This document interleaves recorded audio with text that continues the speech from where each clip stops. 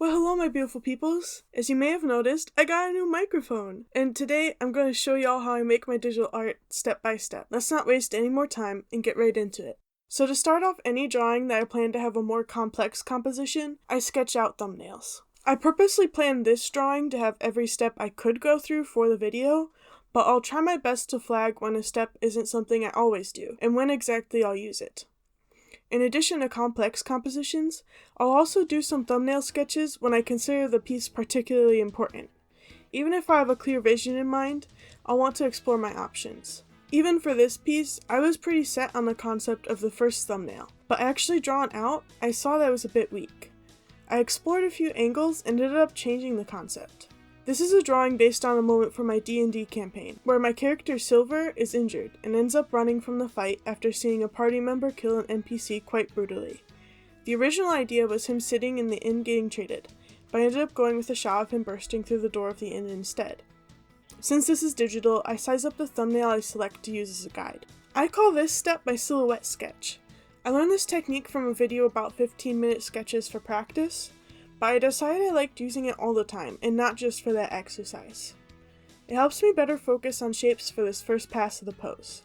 This is also the step I'm most likely to ask for critique or help on. I start off the background with a rough sketch, mostly in order to make sure the perspective is correct. After that, I only use two tools for the rest of the background process: the polygonal lasso tool and the gradient tool.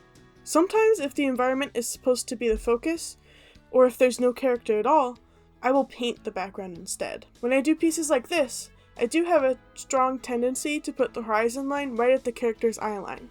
I like this because it feels like we're another person looking at the character, especially when they are of average height. In this case, Silver is 5'9", which is around average.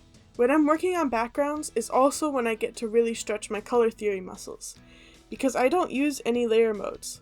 In many cases, I only use 2 layers for the background, so adding more layers just for those layer modes is often more work than just figuring out the colors myself. While we're talking about that though, for whatever reason, I did use a lot more layers than usual for this background. And now that the background is finally done, I move on to the sketch stage.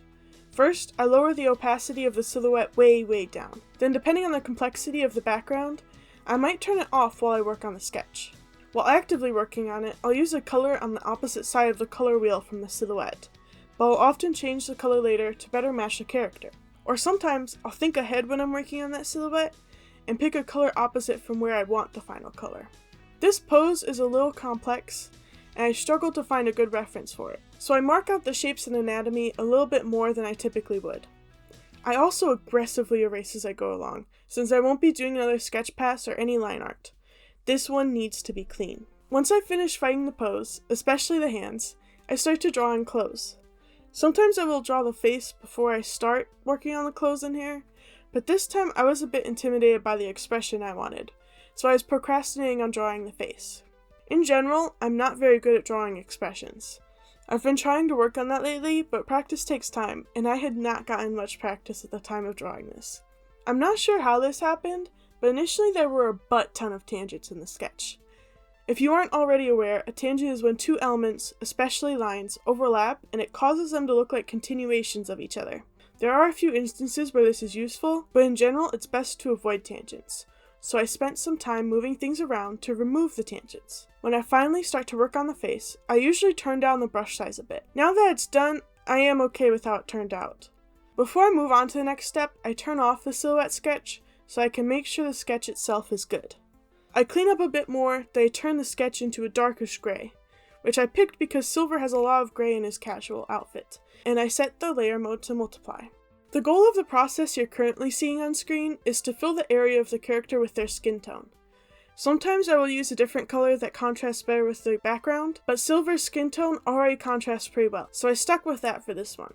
I fill it in this way because of the texture of the sketch, plus the fact that I don't always close my lines. I've seen other artists with similar line issues use the lasso tool instead, and I have tried that, but I prefer the way you see here.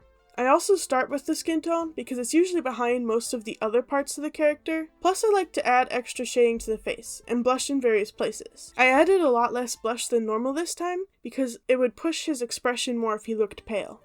These details aren't usually meant to be high contrast, but I often will try out the auto contrast filter anyway. I almost never end up keeping it.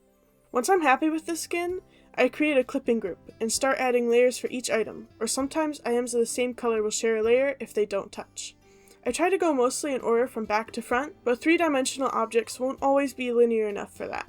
Most items don't get the same attention as the skin at this stage. In this piece and many others, the eyes and the hair are the 2 other layers that get their own shading. My shading process varies quite a bit depending on the environment and how much effort I want to put into the piece. For this one, I selected a lowish saturation orange to fill in the entire area of the character, then used a brighter orange for highlights. I used a dark blue for shading for contrast.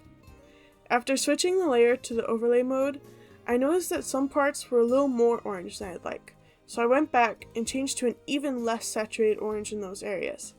In a piece without an environment, I typically just use 50% gray for the base, 75% gray for shadows, and 25% gray for highlights.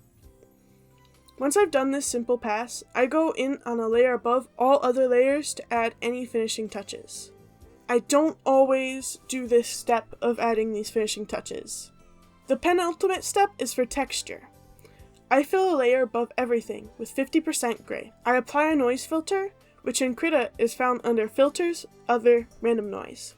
At the size I work at, the default settings are usually fine, but sometimes I'll mess with the level parameter. After applying the filter, I change the layer mode to overlay and change the opacity way down until the noise is barely visible. This is usually around 15%. Beneath the noise layer, I sign it on a multiply layer, and then the piece is done. This was a pretty brief overview of how I draw. There are a lot of details I left out for the sake of having a concise, cohesive video. I didn't even touch on reference gathering, and most steps I listed only had very brief explanations. I'd be happy to answer questions in the comments, or even make more videos on the topic. Though I have to warn, my art style is still changing pretty frequently, so by the time I get to a video, I might be doing things totally differently. Either way, I'm so grateful to all of you for watching, and stay sweet, my honeydews.